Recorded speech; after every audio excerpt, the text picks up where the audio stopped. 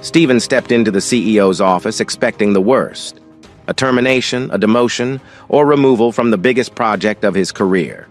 But the powerful woman behind the desk wasn't talking about work. She closed the door, lowered her voice, and whispered 5 words that shattered his world. "I'm pregnant, and it's yours."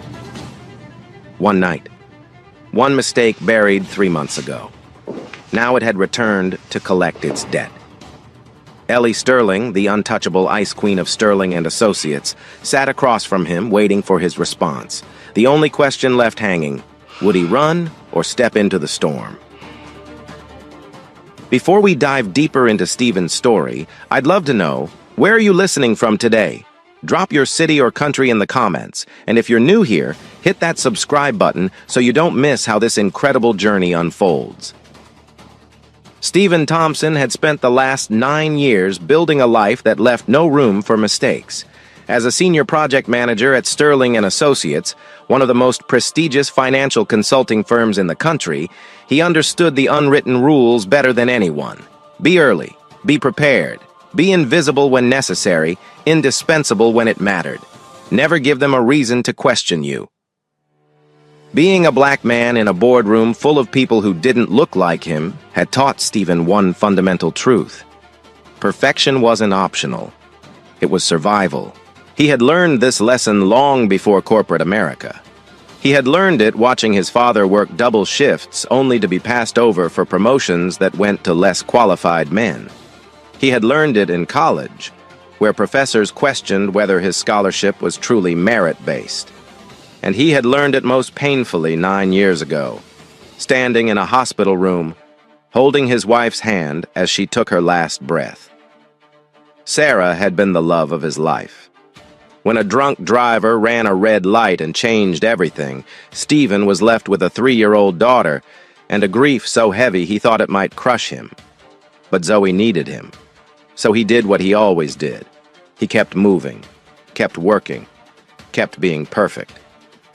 Now, sitting across from Ellie Sterling in her corner office on the 42nd floor, Stephen felt all that carefully constructed perfection crumbling. Ellie was everything the business magazines described: sharp, calculated, relentless. At 42, she had clawed her way to the top of a company founded by her father, proving to every doubter that she belonged in that chair. The financial press called her the Ice Queen, a title she had never bothered to dispute.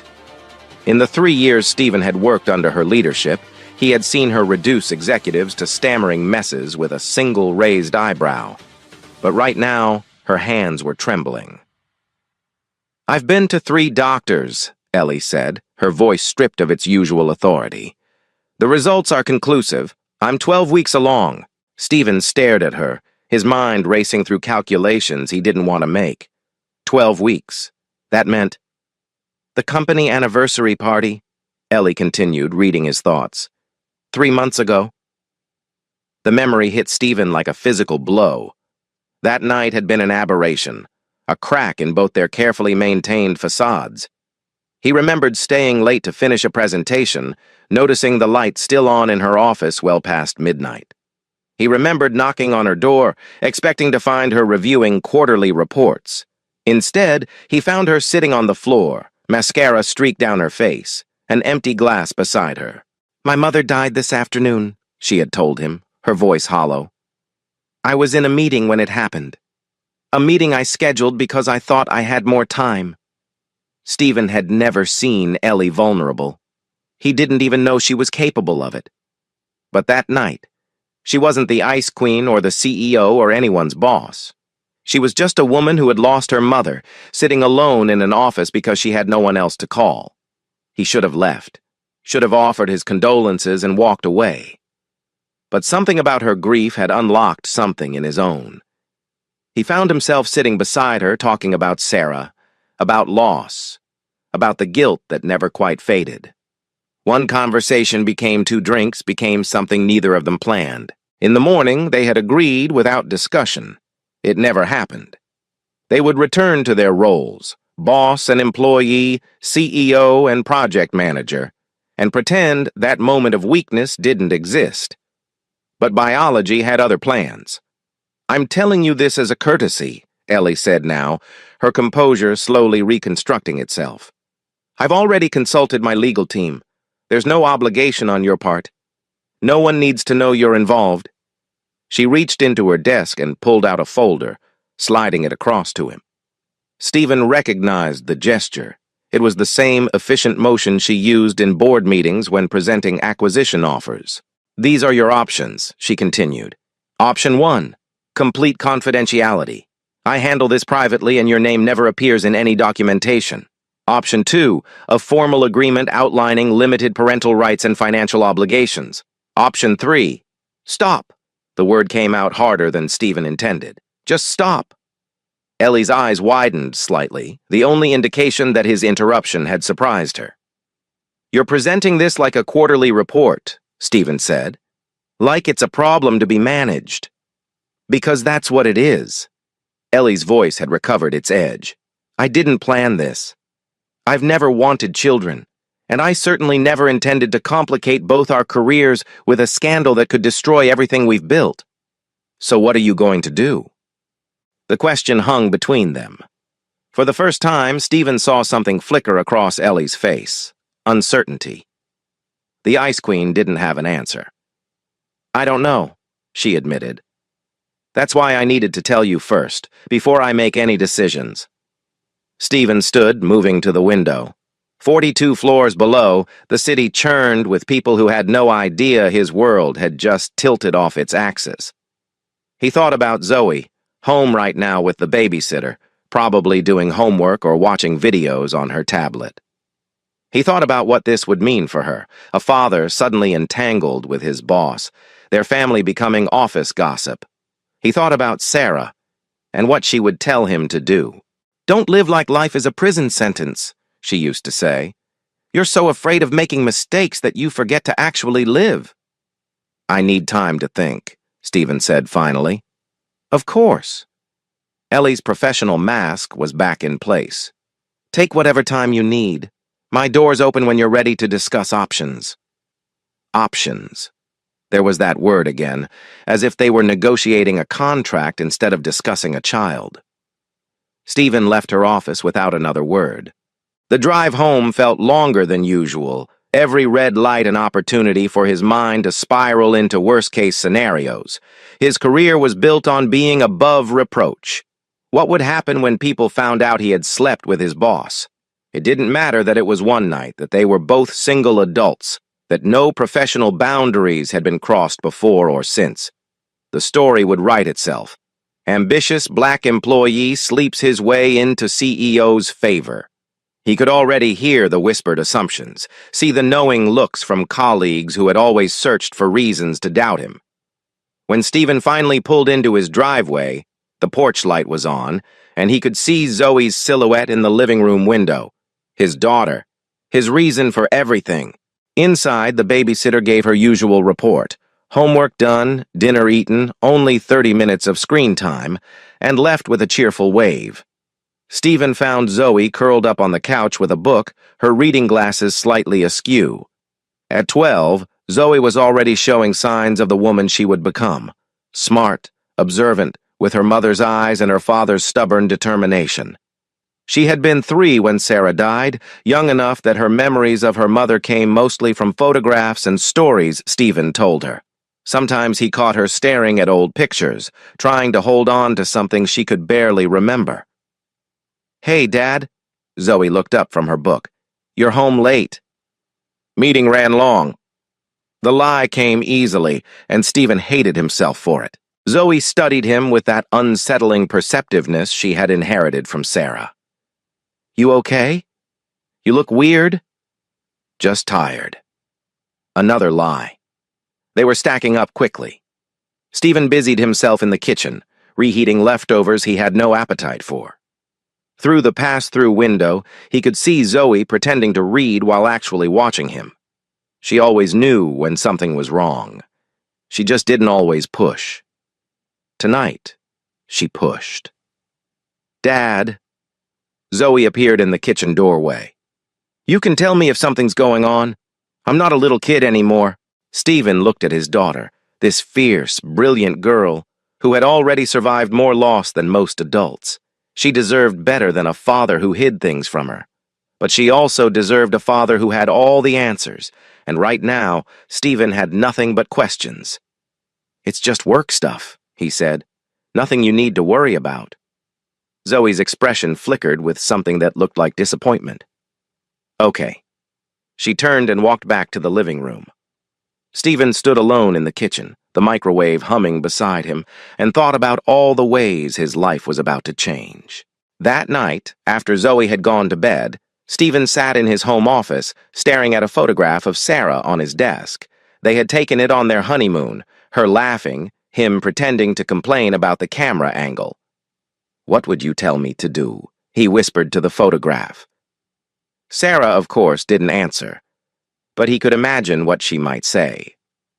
"Since when do you run from hard things?" The truth was, he had been running for years, running into work, into routine, into the safety of being so perfect that no one could ever find fault. He had convinced himself it was for Zoe, for stability, for survival. But maybe it was just fear wearing a more respectable mask.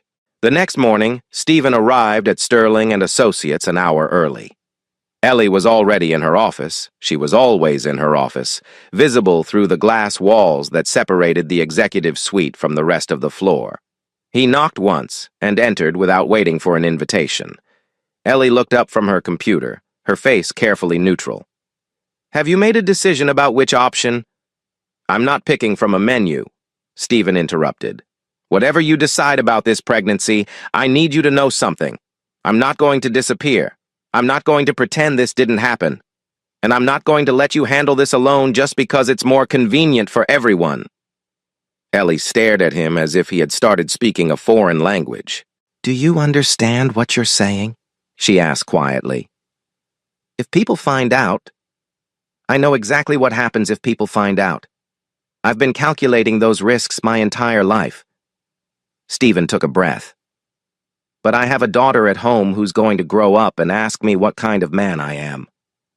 And I refuse to be the kind of man who walks away because it's easier." Ellie was silent for a long moment. When she finally spoke, her voice had lost its sharp edge. "You're either very brave or very stupid." "Probably both." Something almost like a smile crossed Ellie's face, just for a second, just at the corners. Then it was gone, replaced by the familiar mask of control. "I haven't decided what I'm going to do yet," she said. "About the pregnancy."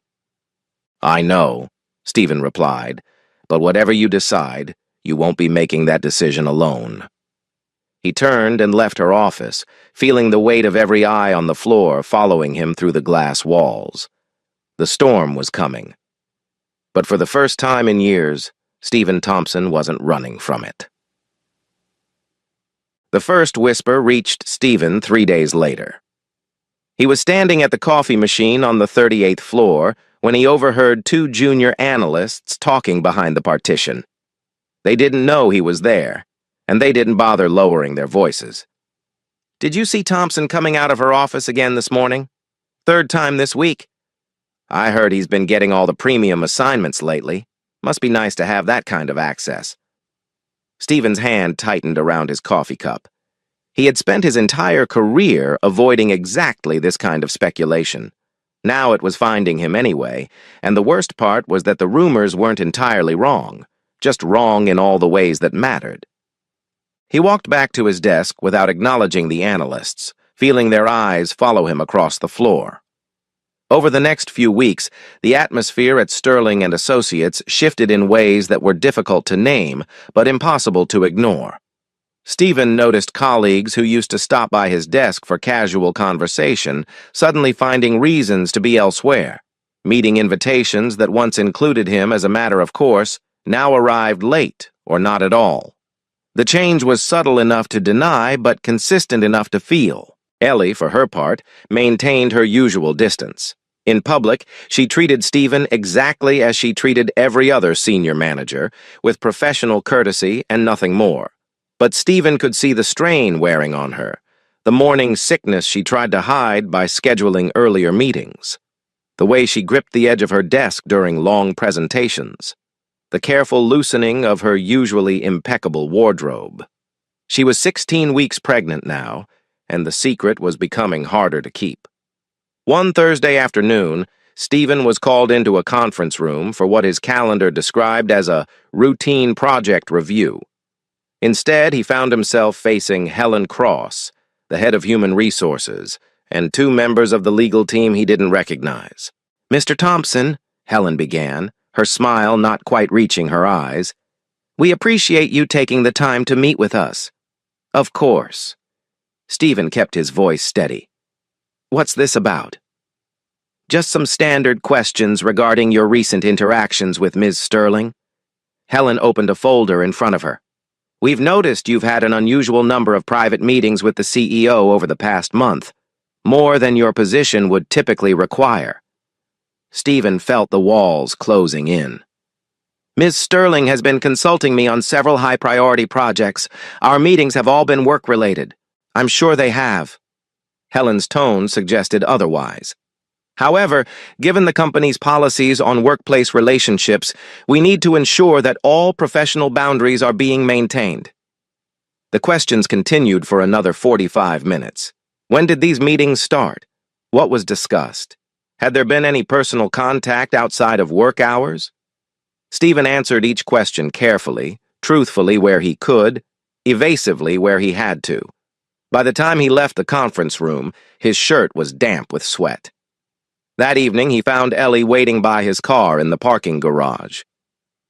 "I heard about your meeting with HR," she said without preamble. "I'm sorry. That shouldn't have happened." Stephen glanced around, checking for security cameras, for other employees, for anyone who might see them together. "It's fine. I handled it." "It's not fine." Ellie's voice carried an edge he rarely heard. Anger, but not directed at him. "Someone on the board is fishing for information. They've been questioning my leadership for months, and now they think they've found ammunition." "What are you going to do?"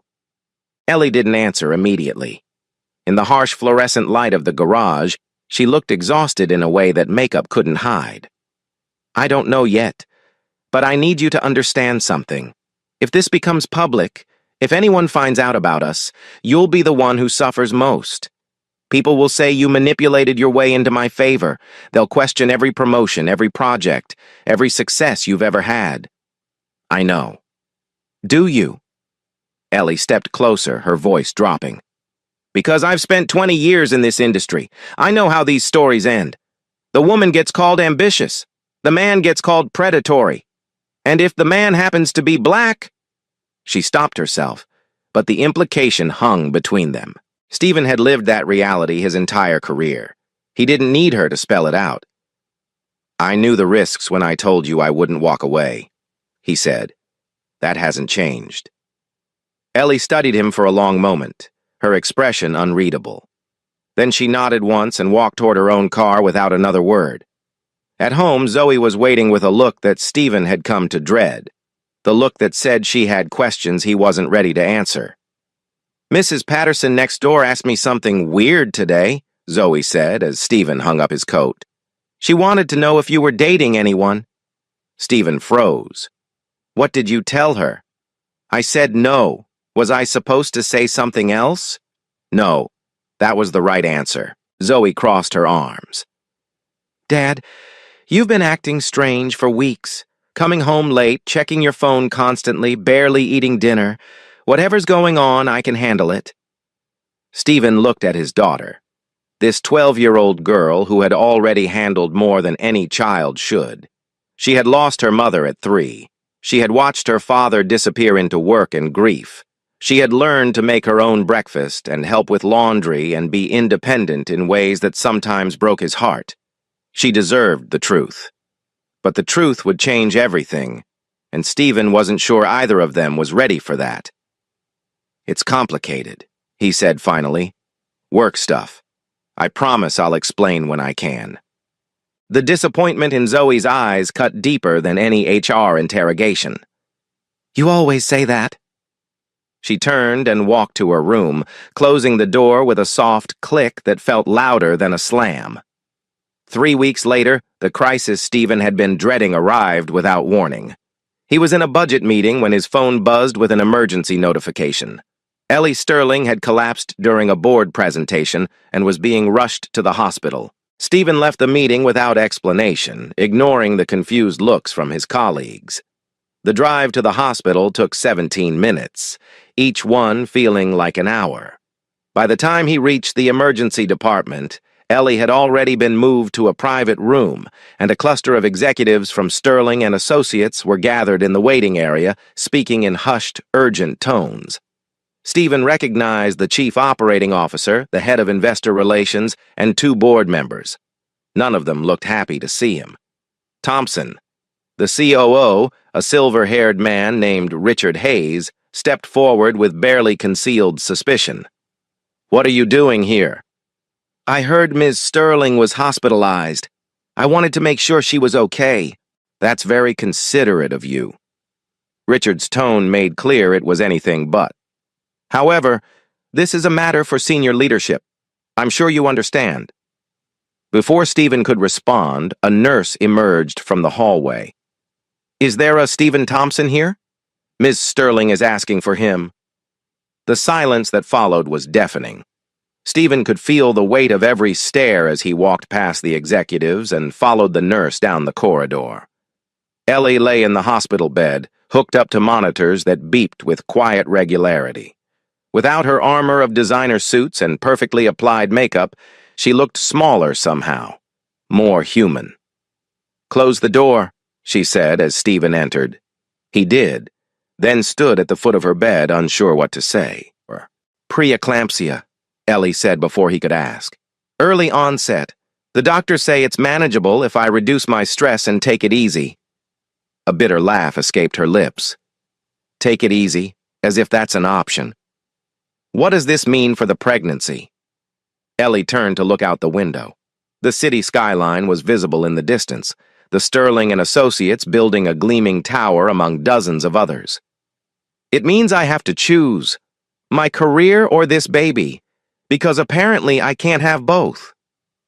Stephen moved to the chair beside her bed and sat down. "That's not true. There are ways to manage this. Delegating responsibilities, adjusting your schedule.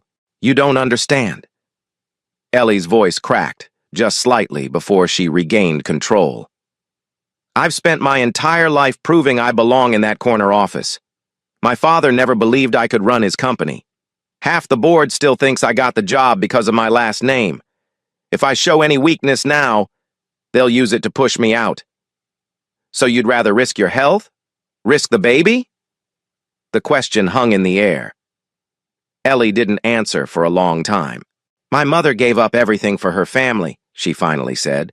"She was brilliant, could have been anything she wanted. But she married my father and spent 30 years being his support system, raising his children, managing his household. And you know what she got for it? She died alone in a nursing home while I was too busy proving I wasn't her to be there." Stephen saw tears forming in Ellie's eyes, though she blinked them away before they could fall. "I swore I would never be like her," Ellie continued. "Never dependent on anyone, never giving up my ambitions for someone else. And now—" She placed a hand on her stomach, a gesture so unconscious she probably didn't realize she was doing it. "Now I don't know what I'm supposed to do." Stephen reached out and took her hand. It was the first time they had touched since that night 3 months ago. "You're not your mother," he said quietly. "And this doesn't have to be a choice between everything or nothing. But you can't do this alone. No one can." Ellie looked at their joined hands but didn't pull away. "The board is going to find out. About us. About the baby. Richard Hayes has been building a case against me for months. This will give him exactly what he needs." "Then we get ahead of it." Ellie's eyes widened. "You can't be serious?" "I've spent my entire life trying to be invisible," Stephen said. "Trying to be so perfect that no one could ever have a reason to doubt me. And you know what? They doubt me anyway. They always have. At least this time, I get to choose what I'm being judged for." The conversation was interrupted by a knock at the door. A doctor entered, chart in hand, and began explaining Ellie's treatment plan.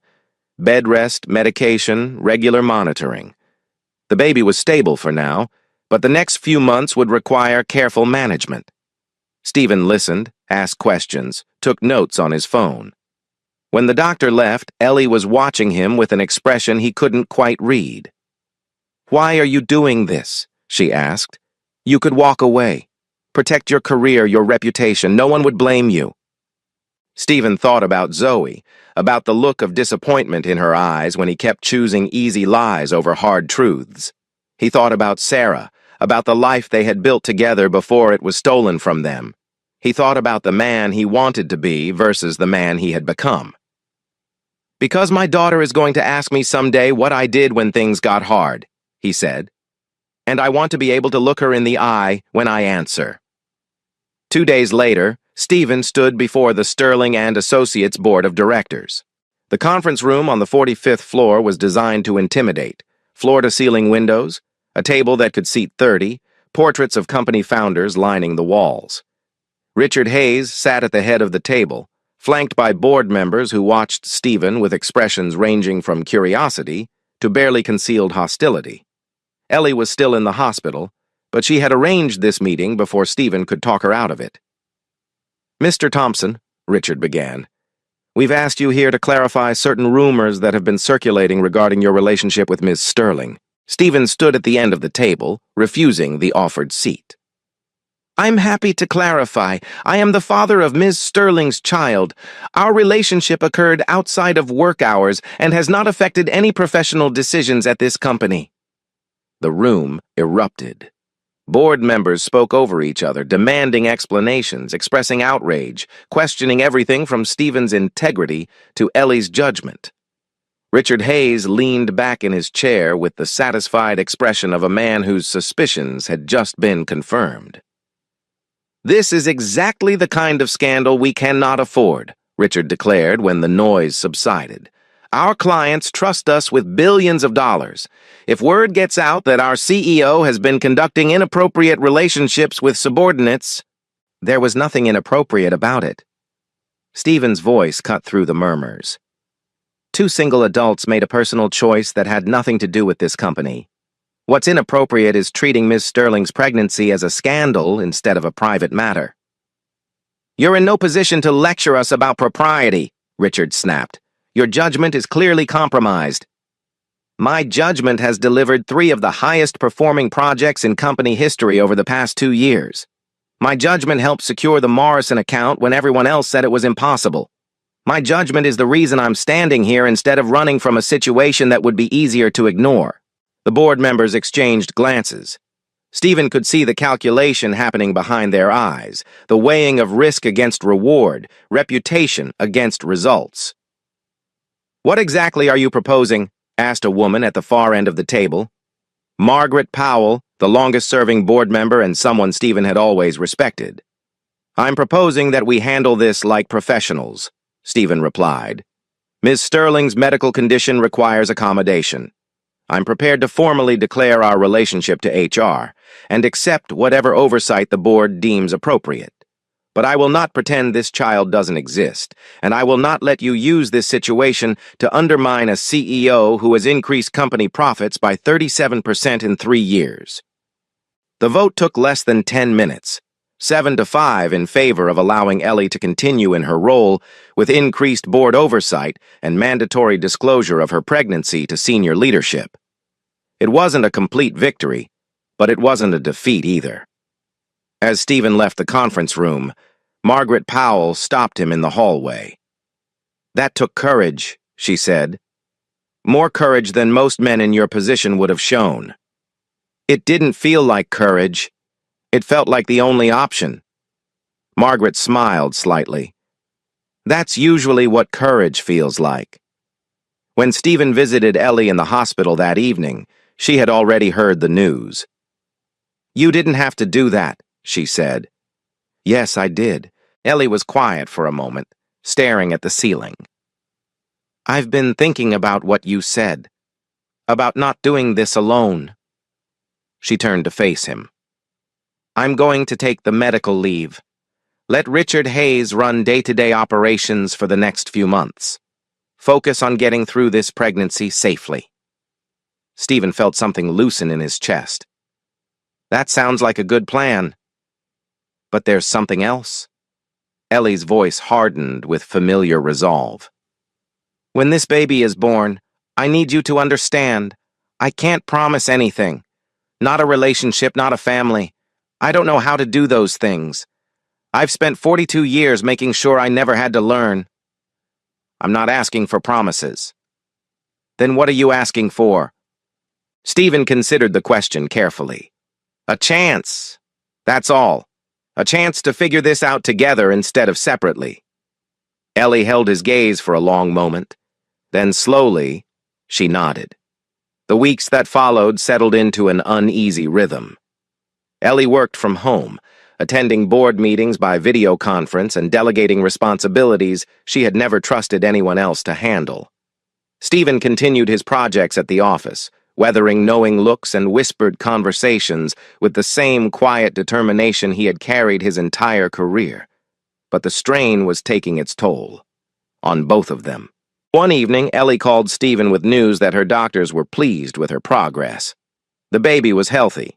The preeclampsia was under control. If everything continued on track, she could potentially return to the office in her third trimester. That's wonderful, Stephen said, genuinely relieved. There's more. Ellie's voice carried an unusual weight. I've been doing a lot of thinking. About us. About this situation. About what happens after the baby is born. Stephen waited, sensing what was coming. I think it's better if we end this now, Ellie continued. Whatever this is, you go back to your life. I go back to mine. The baby will have every advantage, the best schools, the best opportunities. I can provide everything a child needs. Everything except a father. Ellie's silence confirmed what Stephen already knew. This isn't about what I want, she finally said. This is about what's practical. Your career is just starting to recover from the board meeting. Zoe needs stability, not more upheaval. And Her voice wavered slightly. I'm not built for partnership. I never have been. Stephen thought about arguing, thought about all the reasons her logic was flawed, all the ways she was using practicality to mask fear. But he also thought about Zoe, still frustrated about secrets he had kept, about his own exhaustion, fighting battles on every front. Maybe Ellie was right. Maybe this was the rational choice. If that's what you want, he heard himself saying, it's what's best. For everyone. Stephen hung up the phone and sat in his dark living room for a long time, feeling something he couldn't quite name settle into his chest. The next morning, he told Zoe a partial truth, that there was a complicated situation at work involving someone he cared about, that it was difficult, but that he was stepping back from it now. Zoe listened without interrupting. When he finished, she asked only one question. Did you end it, or did she? She did. It was the right decision. Zoe studied her father with those two old eyes. The right decision, or the easy one? Stephen didn't have an answer. In the weeks that followed, life returned to something resembling normal. Stephen threw himself back into work. Zoe started 8th grade. Ellie's name appeared less frequently in office conversations, replaced by speculation about Richard Hayes's expanding influence. It was over. They had both made their choices, and now they were living with the consequences, or so Stephen thought. 2 weeks after their final conversation, Stephen received a call from an unknown number at 11:30 at night. He almost didn't answer. Work calls never came this late, and he had stopped expecting to hear from Ellie. But something made him pick up anyway. Some instinct he couldn't explain. Mr. Thompson? The voice was professional, clinical. This is Dr. Reeves from St. Catherine's Medical Center. You're listed as the emergency contact for Ellie Sterling. The hospital system shows you were never removed from her file. Stephen was already reaching for his car keys before the doctor finished explaining. Ellie had been found unconscious in her home by her housekeeper. Severe exhaustion, dehydration, early signs of organ stress. She had been working 18-hour days since their conversation, attending video meetings from her bed, refusing to let anyone see how badly she was struggling. The baby was stable. Ellie was not. When Stephen arrived at the hospital, he found her room empty except for the machines monitoring her vitals and a laptop still open on the bedside table, its screen displaying an unfinished email to the board of directors. She was awake, but barely. The woman who had commanded boardrooms and intimidated executives looked hollowed out, her face gaunt and her eyes shadowed with something deeper than physical exhaustion. "You shouldn't be here," Ellie said when she saw him. Her voice was barely a whisper. "Your doctor called me. I thought I had them remove you from my contacts." Stephen pulled the chair close to her bed and sat down. "They said I was never taken off the system." Ellie closed her eyes briefly. "I kept meaning to do it. I never did." Stephen didn't point out what that might mean. Instead, he simply said, "I'm here now." Ellie turned her face toward the window. The city lights flickered in the distance, indifferent to the drama playing out in this small hospital room. "I had everything under control.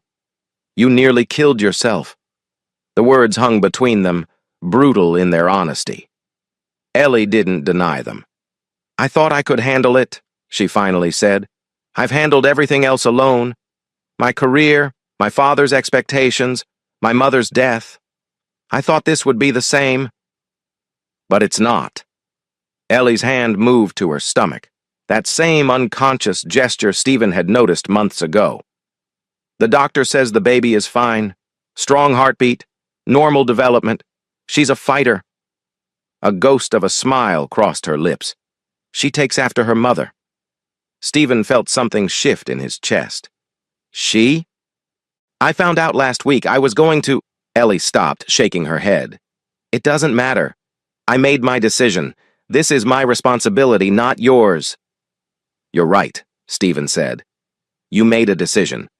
But you made it for the wrong reasons." Ellie's eyes finally met his. "What do you know about my reasons? I know you're scared.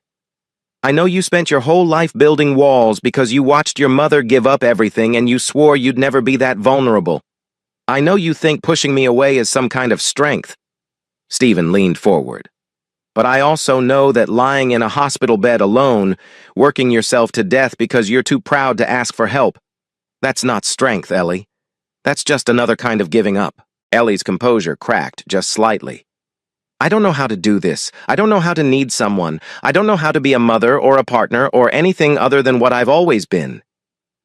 "Neither do I." Stephen took her hand, feeling her fingers tense, and then slowly relax. "I've spent 9 years being so afraid of making mistakes that I forgot how to actually live. My daughter had to point that out to me. 12 years old, and she's wiser than I am." A tear slipped down Ellie's cheek. She didn't wipe it away. "What are you saying?" "I'm saying that walking away from you wasn't noble. It wasn't mature or practical or any of the things I told myself. It was just easier than staying and figuring out something hard." And now, Stephen thought about Zoe's question, the one that had haunted him for weeks, the right decision or the easy one. "Now I'm choosing the hard thing," he said, "if you'll let me." Ellie was quiet for a long time. The monitors beeped their steady rhythm. Somewhere down the hall, a nurse laughed at something a colleague said. "I can't promise you anything," Ellie finally whispered. "I don't know how to be what you need." "I'm not asking for promises. I'm asking for a chance to figure this out together, whatever that looks like." Ellie's grip on his hand tightened. "Together," she repeated, as if testing how the word felt in her mouth. Before Stephen could respond, his phone buzzed. A text from Zoe. "Dad, where are you? It's almost midnight." He showed Ellie the screen. "I need to talk to my daughter. Really talk to her this time. No more half-truths." Ellie nodded. "She deserves that. So do you." Stephen stood, still holding her hand. "I'll be back tomorrow, and the day after that, and every day until you stop trying to push me away." For the first time since he had known her, Ellie Sterling smiled without any walls behind it. "You're very stubborn. You have no idea." The conversation with Zoe happened the next morning, over breakfast. Stephen told her everything: the night with Ellie, the pregnancy, the board meeting, the decision to walk away, and the realization that walking away was its own kind of cowardice. Zoe listened without interrupting, her cereal growing soggy in her bowl. When Stephen finished, she was quiet for a long moment. Then she asked, "Do you love her?" Stephen had been asking himself the same question. "I don't know yet.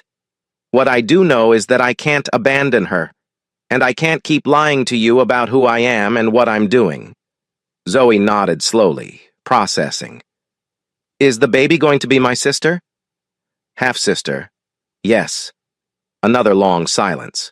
Stephen braced himself for anger, for rejection, for the kind of teenage outrage he probably deserved. Instead, Zoe said, "I always wanted a sibling. Mom used to say maybe someday, but then—" She stopped, swallowing hard. "I didn't think it would happen like this." "Neither did I." Zoe looked at her father with those two wise eyes. "You've been different lately, sad, but also more, I don't know, more real, like you're actually here instead of just going through the motions." Stephen felt tears prick at his eyes. "I'm trying to be." Zoe stood and walked around the table. Then she did something she hadn't done in months. She hugged him. A real hug, tight and fierce. "Don't mess this up," she said into his shoulder. "I'll do my best. And bring her over sometime. Ellie, I mean. I want to meet the person who finally made you stop being so careful all the time." Stephen laughed, the sound surprising both of them. "I think she'd like that." 4 months later, Stephen sat in a hospital waiting room for the third time that year. But this time, everything was different. Zoe sat beside him, her leg bouncing with nervous energy. She had insisted on coming, had practically threatened mutiny if Stephen tried to leave her behind. "What's taking so long?" Zoe asked for the 4th time in 20 minutes. "Babies come on their own schedule." "That's a non-answer." Stephen smiled. "You're right. It is." The months since Ellie's collapse had been anything but easy. There were difficult conversations with the board, negotiations about Ellie's reduced schedule, awkward dinners where Zoe and Ellie sized each other up like wary cats. But there had also been unexpected moments of grace. Ellie asking Zoe about her favorite books and actually listening to the answers. Zoe helping Ellie pick out baby furniture, offering opinions with the confidence of someone who had been waiting her whole life for this role. The three of them eating takeout on Ellie's living room floor, laughing about nothing in particular. It wasn't a fairy tale. Ellie still worked too much and struggled to express emotion. Stephen still caught himself trying to be perfect instead of present. Zoe still had moments of resentment about changes she hadn't asked for, but they were trying, all of them, and somehow, that felt like enough. A nurse appeared in the doorway. "Mr. Thompson? She's asking for you." Stephen stood, his heart pounding. Zoe grabbed his hand. "Can I come too?" Stephen looked at the nurse, who smiled and nodded. They walked down the corridor together, father and daughter, toward a room where everything was about to change again. Ellie lay in the hospital bed, exhausted but radiant in a way Stephen had never seen. In her arms was a small bundle wrapped in a pink blanket. "Come meet your daughter," Ellie said, her voice thick with emotion. Stephen moved to her side, Zoe close behind. The baby was tiny and perfect, with a shock of dark hair and eyes that blinked open to study this strange new world. "She's beautiful," Zoe breathed. Ellie looked up at Stephen, tears streaming freely down her face. "You came!" "I told you I would." "I know." Ellie reached for his hand with her free one. "I'm starting to believe you." Zoe leaned closer to examine her new sister. "What's her name?" Ellie and Stephen exchanged a glance. They had discussed this, debated it through late-night phone calls and quiet moments stolen between responsibilities. "Grace," Ellie said. "Her name is Grace." Stephen felt something break open in his chest. Not pain, but release. All the years of careful perfection, of hiding behind walls of competence and control, of being so afraid of judgment that he had forgotten how to live. Standing in that hospital room with his daughter, his newborn child, and the woman who had shattered every expectation he ever had, Stephen Thompson finally understood what his wife had tried to tell him all those years ago. Life wasn't a prison sentence to be served perfectly. It was a choice to be made, over and over again, every single day. He had spent his whole life afraid of being seen wrong, afraid that one mistake would define him, would confirm every doubt and prejudice he had ever faced. But he had been wrong about what defined a man. It wasn't the absence of mistakes. It was what you did after you made them. It was standing up when walking away was easier. It was choosing love over fear, presence over perfection, family over facade. Zoe reached out and touched Grace's tiny hand. The baby's fingers curled around her sister's, holding on tight. 3 generations, 2 broken families, 1 new beginning. Not perfect, not traditional, not anything Stephen had ever planned, but built on choice, not accident, on courage, not convenience, on the simple, terrifying decision to stay. Stephen looked at Ellie, at Zoe, at the tiny life they had created together. "Welcome to the family, Grace," he said softly. And for the first time in longer than he could remember, Stephen Thompson wasn't afraid of what came next. Thank you so much for staying with Stephen's story until the very end. Stories like this remind us that family isn't about perfection. It's about showing up, even when it's hard.